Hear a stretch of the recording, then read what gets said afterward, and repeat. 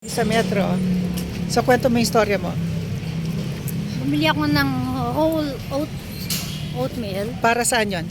para sa gagawin kong cookies. Okay, ay sorry, cookies. So nakalagay 84 each. Ah, Nung nasa babayaran price ko tag. na, Ah, nung babayaran ko na, oh, pina-punch ko muna. oh, 94 siya. oh. Tapos, Sabi ko, bakit nakalagay doon 84? oh, Baka po nag-mark up, sabi ng cashier. oh, bawal yon, price tag Sabi ko, lo. hindi ba bawal yun? Kasi nakalagay 84. Oh. Tapos sasabihin nyo lang naka-mark up. Tama. Tapos sabi ng cashier, hindi ko po alam. Tama din siya kasi hindi siya yung nagpa-price. So, pinagalitan mo. Hindi. Good. Huwag pagalitan. Ikaw naman, di naman. Nagtanong lang ako kung aware siya doon. Marunong ako. Okay.